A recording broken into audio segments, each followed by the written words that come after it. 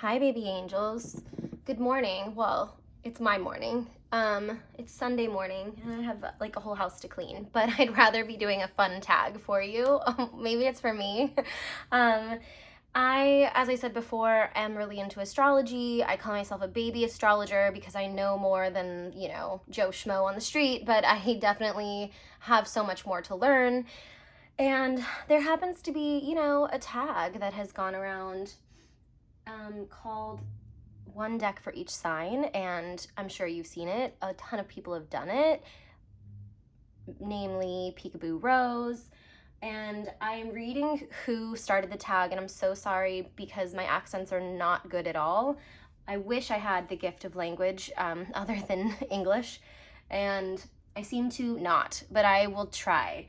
It's a VR to Journal d'une femme moderne et spirituelle Steph.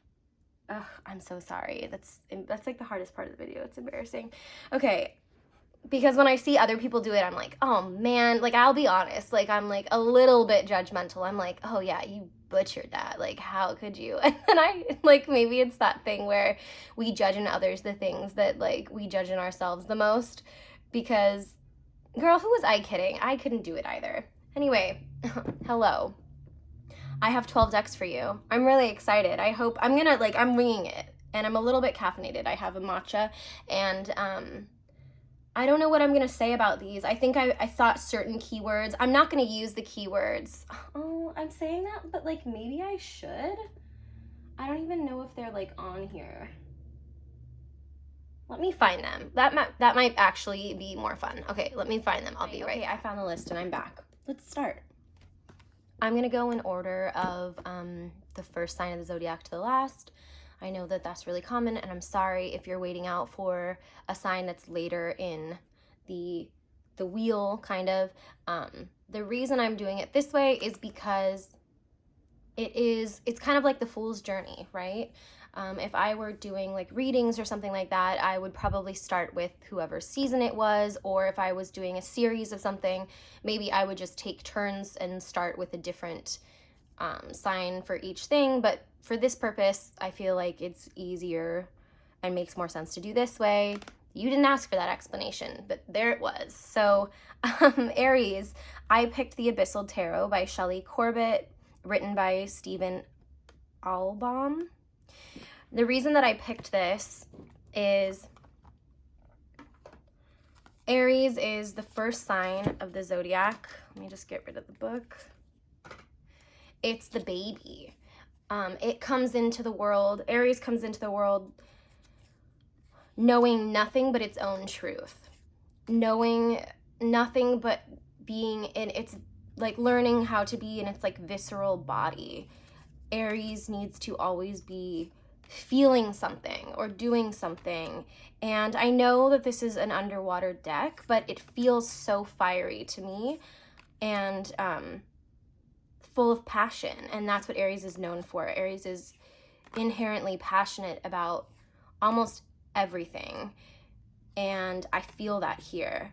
Another thing about Aries is that they assert their truth. Not only do they know their truth and their individuality, they assert it to a fault, really. And they're not afraid of confrontation. They're not afraid of heartache. They're not afraid of life. They have lessons to learn, right? They're the babies or the toddlers of the zodiac. So they don't always understand other people's perspectives. And this felt very personal to me. Very subjective. And like I said, very visceral. And I feel like the color palette and the overall kind of sensations I get by looking at it are very congruent with the sign of Aries. Let's look at the prompt word that was used. Rebel, spontaneous. So yeah, these like feel like candids, they feel unposed, they feel like someone living their life, and not all of them, this kind of feels posed, but they feel action oriented, and they feel very indignant, very like in your face, like what's the word? Like in protest of something, in protest of the world, just by being yourself. So this is my Aries deck. Let me know what you think. Cool. I'm so excited. Please like comment. Like this is not me like trying to get interaction. I just would love to hear people's thoughts on these. Like I have watched a few of them myself and somewhat agreed. Like it is such a personal thing. So let me know what your pick was and or if you understood what my pick was. Okay, so Taurus is the next sign. I chose the Fantastic Menagerie Tarot by Baba Studios. Let's look at the keywords that were provided. Grounded and earthy. Okay, so this does feel like an earthy deck to me. It does feel grounded in its own reality. So like the world that has been built feels very, oh no, sirens. Hold on. Okay, they're gone. All right. So Taurus also makes me think of refinement, luxury, taste, and and like also being cute and cuddly. I think Tauruses are cute and cuddly and a sort of like calming energy. So even if one of these cards has more of a like an argument going on, or oh my gosh, these little bugs, I'm trying to find the word, like a scuffle, or there's action, or you see tension in the card, to me this deck is so calming, and it has great food in it. It has food in it, which reminds me of Taurus, and it feels very grounded to me. Like this is a grounded guy. This little community, it has order, it has sense to it, and it's beautiful. And Venus ruled Taurus just needs beauty. My brothers are both Tauruses, and they are both lovers of animals. One of them has made their career in the animal industry, and there's a sense of home. Taurus loves home.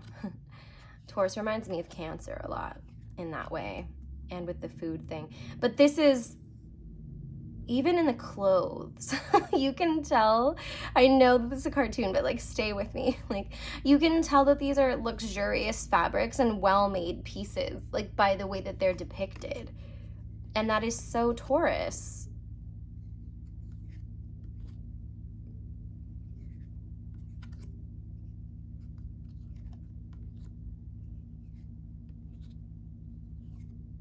Yeah, I think it speaks for itself, at least to me. I guess my understanding. Taurus is stubborn too, and Taurus hates to be called stubborn. Taurus hates to be called lazy or slow.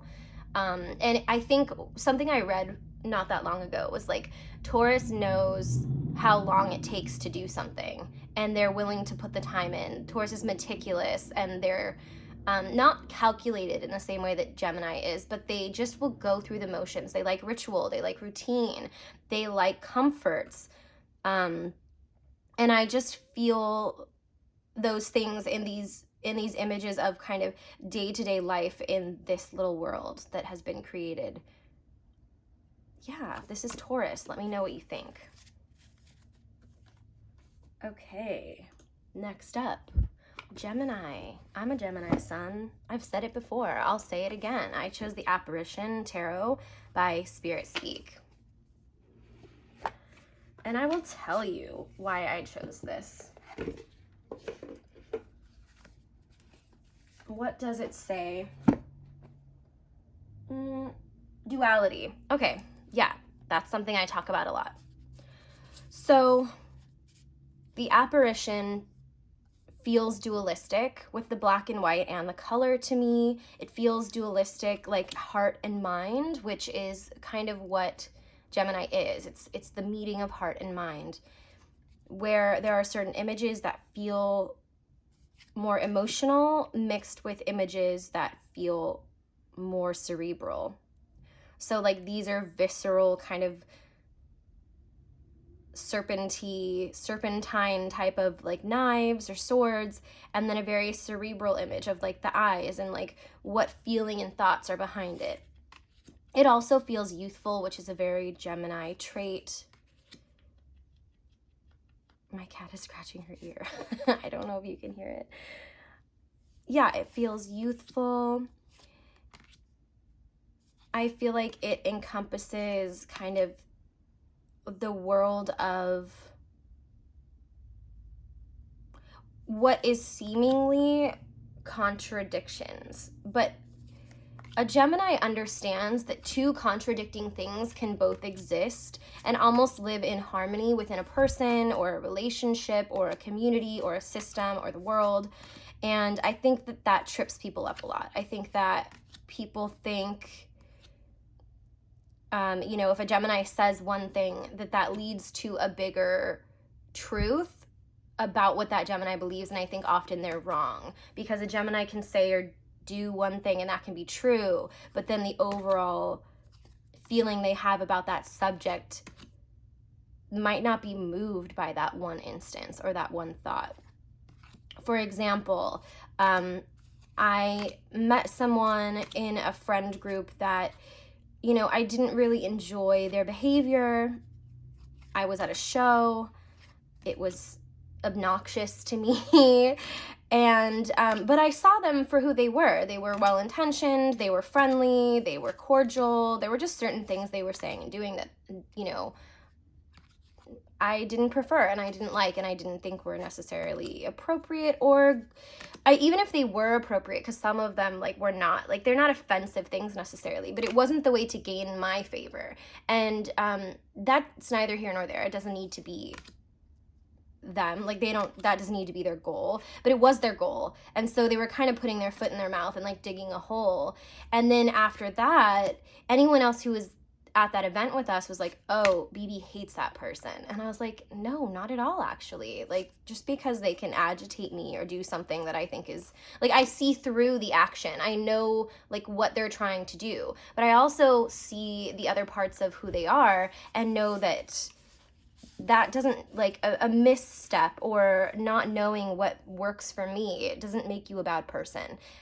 So I think that I feel like I've unlocked a key, like that's the root of why people think that Geminis are two-faced, is that we understand that dualities exist and we can acknowledge them, and like a lot of like what people think is like two-faced about a Gemini is really just like assuming what they think Gemini feels, you know, or like interpreting their actions in a way that is not true, their actions or words or thoughts. Anyway, I made this personal, sorry. But I think this is a great Gemini deck.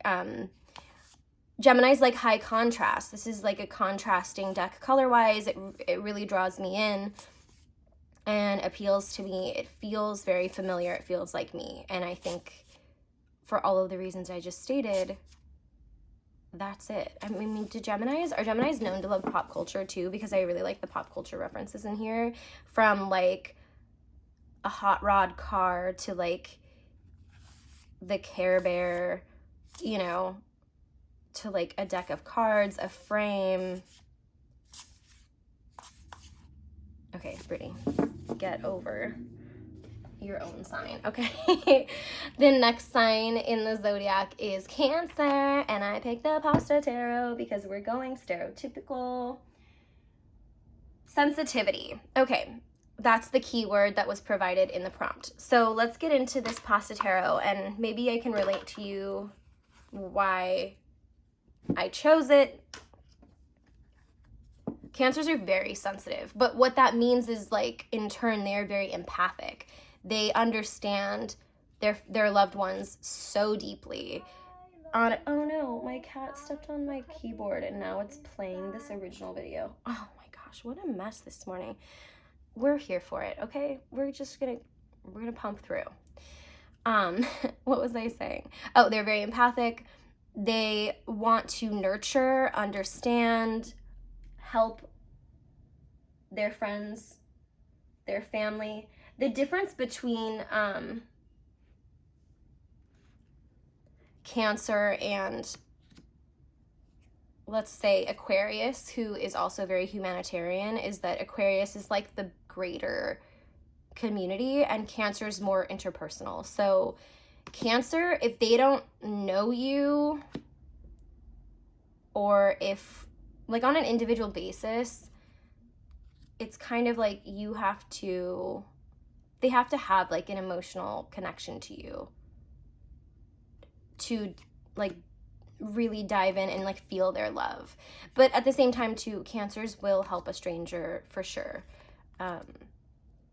They do tend to have bleeding hearts, but they're just very, protective, and they will lash out to protect their loved ones. The reason that I chose this is because I feel like this deck shows such a sense of community and family, especially chosen family, and it feels so nurturing. It feels like a hug, not in the sense that like this deck can't tell you bad things or be real with you, which Cancer definitely can.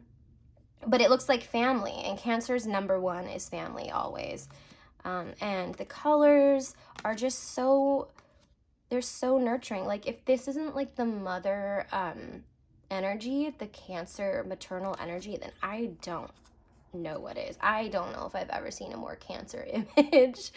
Cancers also love to cook, like notoriously. Cancers are very emotive. Cancers aren't afraid to cry. Cancers aren't afraid to come at you when needed. So, they're the crabs. So they are hard on the outside and soft in the middle.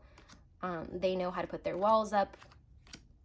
They know how to, use their pinchers.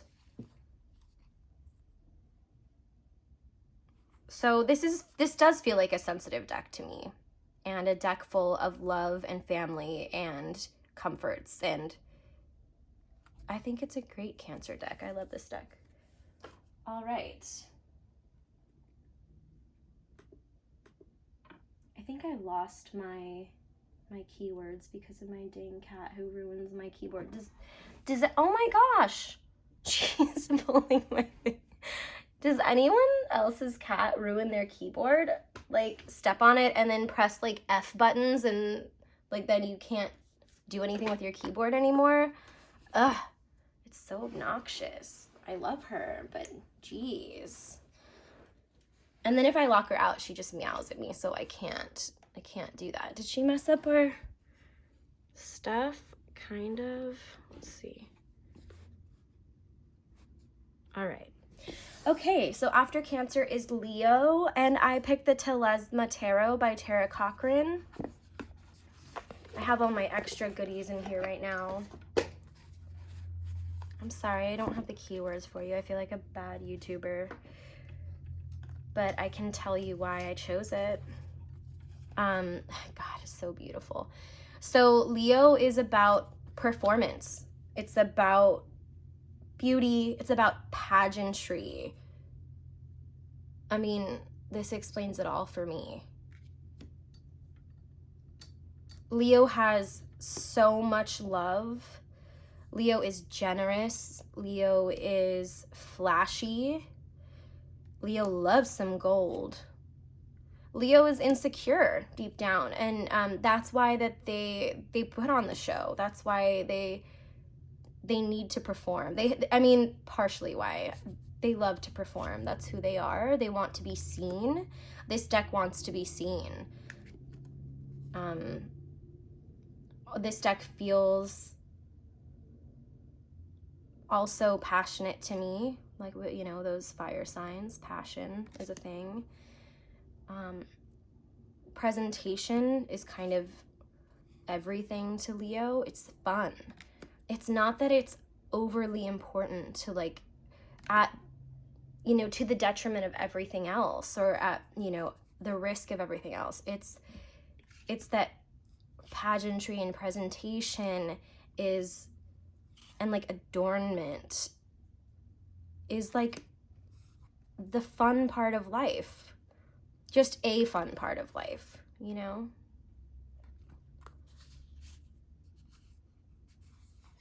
Leo is out in the world. They are sharing themselves. They're really being vulnerable by performing for you. And they very much want your love and your praise, and they want to give it back to you. Everything they're asking for, they have to give back. And I feel like this deck gives so much. It's giving. Like, and it feels very beautiful in its presentation, kind of gaudy, which is kind of classically Leo. There's a lot going on. There's a lot of shiny bits.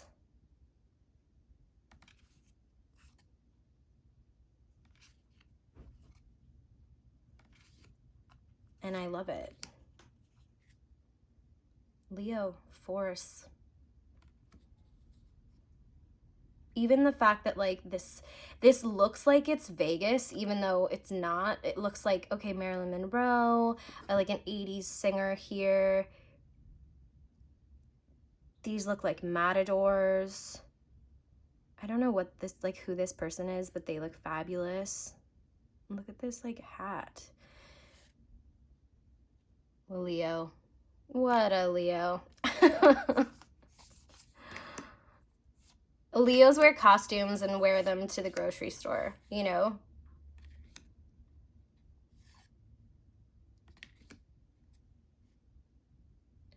So that's my Leo deck. Let's get into Virgo. So Virgo makes me think of purity, and I know that's a triggering word for a lot of people. So let me maybe explain what comes to my mind when I think of purity. I wrote this poem once about purity and why I feel connected to the word and my own definition of it. I probably don't remember all of it, but it was about being unfiltered, unbridled, authentic, you know, not muddied down by other people's expectations or interpretations, or I don't know, like what you love, what you are, without anyone else, if the world didn't exist, or what your intentions are. I think my whole life, I've always kind of had really good intentions, and that does not mean that I didn't mess up. I messed up a lot, and I was selfish a lot, and I didn't think of others sometimes, you know, and it hurt so deeply because I felt like in other ways I was such an empathetic, considerate person, but that duality, right, existed in me, and I had such a blind spot, such a huge blind spot. And so anytime that I upset someone, hurt someone's feelings, I was devastated because I had what I thought were just such pure intentions or pure love. You know, I didn't know how to love in a completely healthy way. I had a good idea of it, or of a lot of it when I was younger, but I had learned toxic relationship patterns from my parents, and like everyone does, especially in my generation, because my generation, at least as far as the mainstream, wasn't focused on a lot of real communication and vulnerability and interpersonal communication and like relationships. That stuff was out there. It was definitely out there, but it was definitely also like what was out there at the time was very flawed. Like men are from Mars, women are from Venus. Yeah, there are some things you could like extrapolate from that book and learn things from, but on the whole, it's pretty dangerous. I guess I can get into that later another time, but so anyway, purity to me means unapologetically, authentically you. Distilled, you know, like, so that's what I think of when I think of Virgo. I think of the Virgin, and I don't think of the Virgin in any sort of sexual way. I think of it as a distilled, pure version of a person. Virgo is Mercury ruled. Virgo is someone who loves to be in service of other people. That's kind of how they define themselves. If they do not have a job to do in any sense of the word, they don't know what they're here for. They're incredibly intuitive and sensitive in a way that like people don't give them credit for. And I guess this whole conversation that I'm having, this one-sided monologue that I'm having, it's leading to the fact that I chose this deck because these are goddesses. And Virgo is a goddess in the way that this deck portrays to me. They're at peace. They're one with Earth. Virgo's an Earth sign. They exist on a higher plane in the cosmos at the same time. They're connected with the mind and the spirit. And these women have like a sense of like collection, like calm, cool, collected. Like the way that these figures are depicted really just rings my like Virgo bell. Excuse me. They have a sense of authority, which Virgo has. Virgo will tell you what to do and how to do it, and they'll tell you if you're doing it wrong. Like, it's annoying. but they're usually like right. I mean, Virgo can be a subjective, you know, sign as well. Can be. Don't come for me, please. My best friend, one of my best friends is a Virgo, and my mom is a Virgo. And I see the archetype of what Virgo is, I see in this deck. An authoritative, peaceful,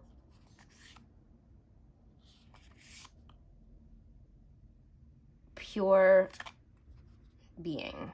That is, I mean, these goddesses are of service to us, right? These deities, these figures have all done something, even if it's just by being themselves, that have benefited us or taught us some sort of lesson or provided support or hope for us or fought for us. So it really does feel like, it feels like purity, it feels like service, it feels like this earthy peace. And I know that it's cosmic, but that kind of even goes with it too. It just feels, yeah, it feels like Virgo to me. If you can elaborate on why this might feel Virgo to you, I would love that. All right, next up is Libra. Libra loves all things pretty, and I chose the Omni Tarot by Olivia M. Healy because it's just so pretty. They're also Venus ruled, and Libra's very girly. Libra likes to have like a fit together, and I feel like that's partially why the femininity of this deck is so clear to me, and like it just is resounding. And also that it's Libra isn't like flashy. Libra is just like, you know what Libra is? Libra's like the Parisian girl, like that trope that has become kind of like honestly toxic for us, like to try to become this ideal of a woman. And we think like, oh, the Paris girl, that's like what this is. So I don't think the Parisian is toxic. I think the Parisian is gorgeous and amazing, but I think it's like not fair for us to put like one type of aesthetic and one type of lifestyle and woman as like our goal for everyone. Like there's books about being the Parisian girl and how to like be more like that. Because it's cool, right? Like we all love it. There's nothing wrong with it. It's so cool. And so like when I look at this deck, I see the Parisian girl, and I love it too. Oh my gosh, if I could look like these girls, I would be so stoked. They all have hats. Like almost all of them have hats. They're all wearing like knee-high or thigh-high boots. Like if this isn't Libra, pff, no, don't even go there because it's Libra. Libra really loves harmony, and I get a lot of harmony from this deck. It is a limited color palette. Excuse me. The faces are all pretty neutral, right? You don't get a lot of emotion from them, which is also very classically Libra. Libras are very cerebral. They're an air sign, and they also will forego their own feelings or expression for the harmony of the group. Sometimes that's an incredible like superpower type quality, and sometimes I wish they would speak up. And they do sometimes put themselves in mental or emotional situations that could have been prevented if they were more assertive, but that's just not their style. And also, if you're a Libra and you're like, I'm very, like, I do speak up for myself, like, good for you. That's a lesson that everyone can learn. I feel like, I mean, I'll talk about this in a different video. Hold on, I need to switch positions. But, you know, as a Gemini, I embodied a lot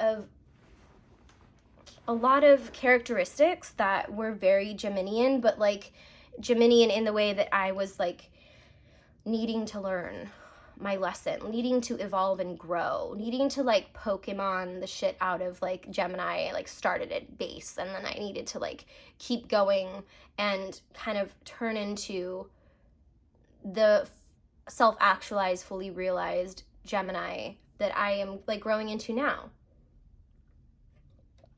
So anything I say about these signs, they can just be lessons that maybe you've already learned, that maybe you've moved on from that behavior.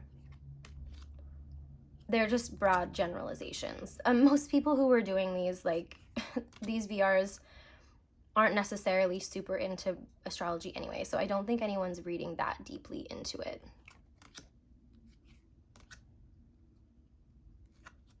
But this is my Libra deck. I think it's really beautiful. I think it's feminine in a simplistic, like, understated way, but it still makes such a gorgeous impact. I am going to take a small break, and I will be right back. It's like I never left, right? Okay, so what's after Libra? Scorpio. I chose the Stunning Tarot by Jonas Yaus. Scorpio is kind of the fire sign of the water signs, and if that doesn't make sense to you, just disregard it. I chose this deck because Scorpio is very deep. They're very intense. They're very witchy, just by nature. I get a lot of depth from this. I get a lot of intensity. I get a lot of like self-power and shadow, which Scorpio is not afraid to embody. They're not afraid to kind of lean into that side of themselves. It's very intriguing to them. Scorpio can be kind of mystical. Scorpio also, on some level of their being, whether it's conscious, subconscious, unconscious, is defensive. They are always on the lookout. They always have this feeling like someone might be betraying them, or someone has the potential to betray them. They're very self-protective. And it just comes from a place of a fear of being vulnerable. But then once you are in their trust circle, then this is what you get to enjoy, right? They have such intense love, such loyalty.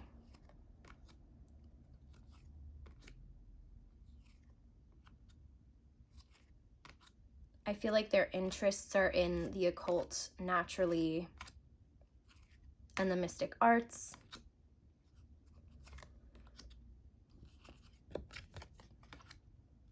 It's just nice to have a friend. Like, this is never going to be your toxic positivity friend.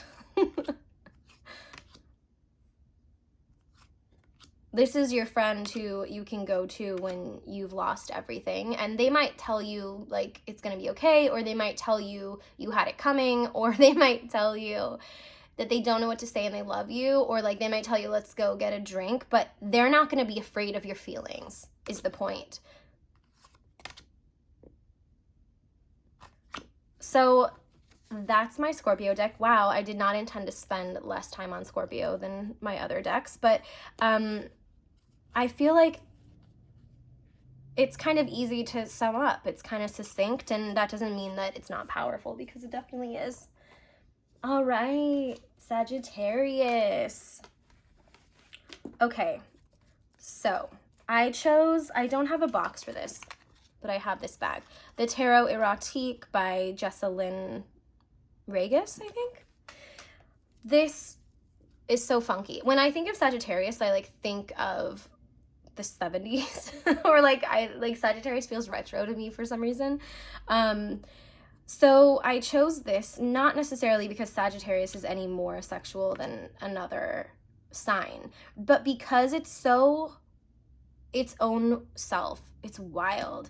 It is out there. It's in your face. It's celebratory. It's joyful. It embodies like life. And that's what Sagittarius does.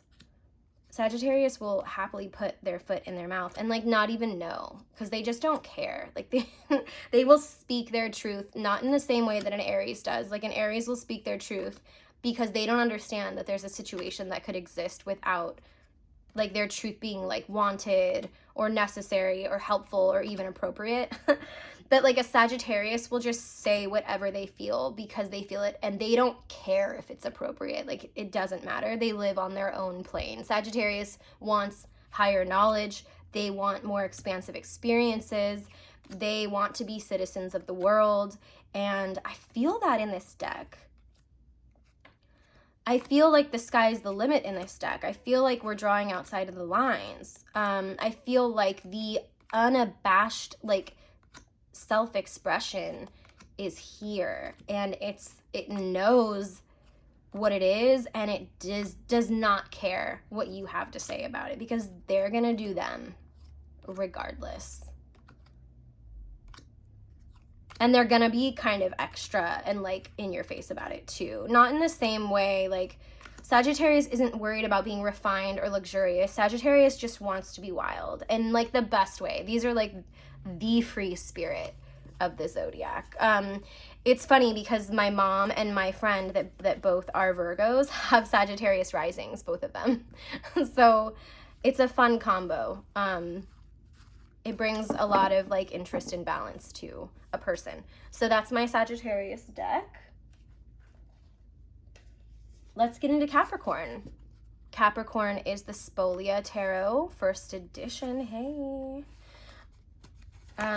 Capricorn is ruled by like the planet of restriction, rules, lessons learned. Capricorn is also very refined, but in a restrained way. And I say restrained in a very complimentary, from a very complimentary place. Like this art wouldn't be as powerful if it were busier. It's the sense of minimalist taste that reminds me of Capricorn. Even the cardstock, sorry, I cannot speak. Even the cardstock, it's a matte cardstock. It's thick, it's understated, but it's beautiful.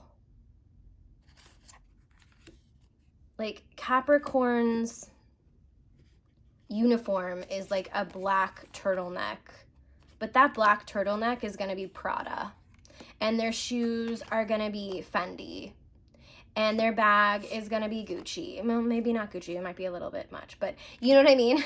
This deck also has zodiac signs in it. This deck also has a lot of shadow in it. It's not afraid of work.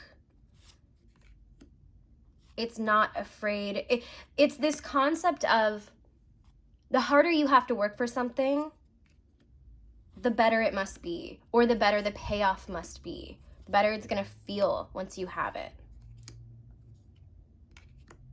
And that includes like emotional restraint, like Eight of Cups. This feels like the most emotionally restrained Eight of Cups I've ever seen. Maybe it's the color palette. Maybe it's the figure. And I don't mean restraint as in like repressed necessarily. I just think it's a lot of self-control. It's a lot of, you know, they say Capricorns have so much love to give, but you have to prove you're worthy of it first. And then they will be loyal to you to the end. But they're reserving their energy.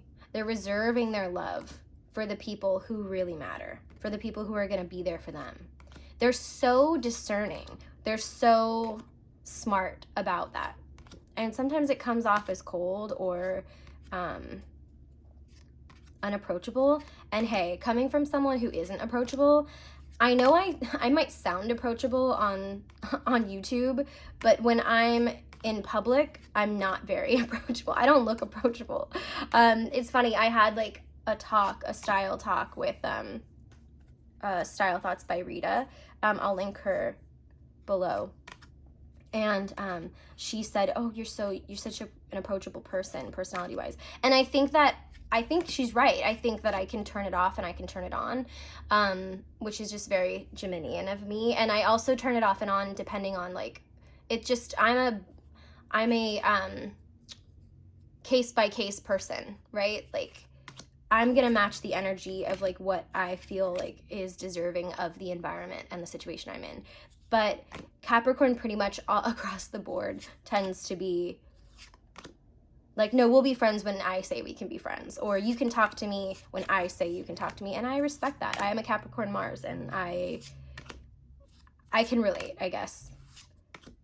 I think Capricorn is a great sign, but it's kind of intimidating. Like, it can be kind of scary when you like, they have this, the authority that Virgo has, like, is kind of an approachable authority, or like, yeah, like an endearing authority. Capricorn's authority is not endearing. Capricorn's authority is very scary, but it's like awe-inspiring, you know, like it's like you're awestruck looking at Capricorn and like seeing their authority. It's very aspirational for sure. Okay, we've got two more. Oh my gosh, I hope you're enjoying yourself. I'm sorry this like video has been kind of messy. Moon Power Tarot, Aquarius, Charlie Quintero. Aquariuses feel very other. Aquariuses are, and this has been said many times, the aliens of the Zodiac. And they really are. Aquariuses have a hard time feeling like they fit in. They feel like they're from another world. They love self-expression. They love to have contrary opinions. They love to discuss. They love to research. They very much care about humanity, but aren't always great with one-on-one.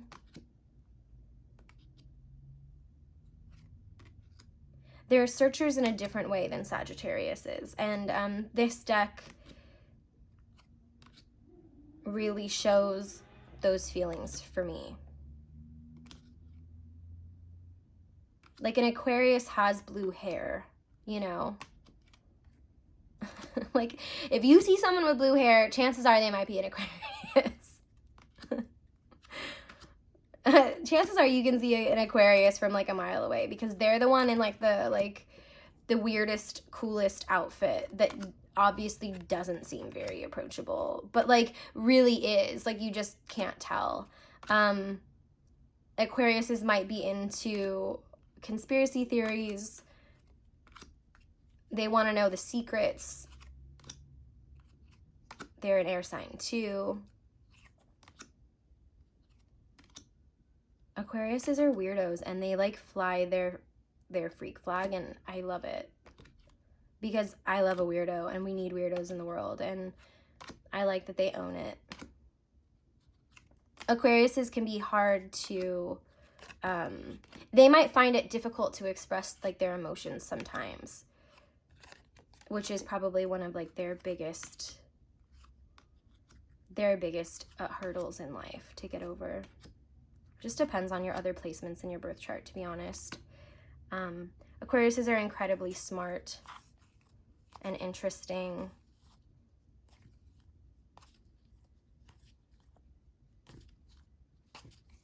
And that's my girl Aquarius. My baby alien. Okie dokie. Last one. Maybe a surprise to people. Pisces. Okay, so Pisces is known to be maybe, like, if not the most psychic or intuitive sign, it's up there. Pisces is also known to be incredibly loving. Sorry, I'm still getting it out of the box. Incredibly loving, incredibly sensitive. In my opinion, Pisces is the most potentially like emotionally volatile because a Scorpio will sulk or lash out like in a situation where you might expect them to. A Cancer's mood you can see from like a mile away. Excuse me. But a Pisces lash out like will come from nowhere and you will be shocked, and your head will be spinning. So the reason that I chose Alice in Wonderland is because Pisces also are known for being dreamy, living in a world of dreams, seeing things as they could be and not as they are, and that can be an incredible asset, especially creatively. Pisces are incredibly creative, but it can also, you know, kick them in the butt. And this is literally a dream world. Also, Alice has a temper too. I know that the Queen of Hearts has a temper, but Alice is incredibly emotional, and it affects her entire world when she's, you know, in Wonderland. So I thought this was a great deck to represent Pisces. The imagination, the surrealism, the dreams. It's like illusion. And that's something like how I was saying where Scorpio isn't afraid of like the depths and the darkness. Like Pisces isn't afraid of dreaming, aspiring for better things, for different things, for getting outside of reality in a lot of senses. And it can be really cathartic, and it can be really inspiring, and like a safe haven. And I don't know, you can be very like, there can be a lot of creation.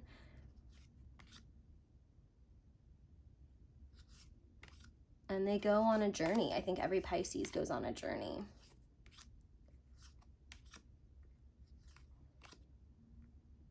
It feels soft, and Pisces can be very soft, but they can, you know, cut your head off like the Queen of Hearts. Oh my gosh.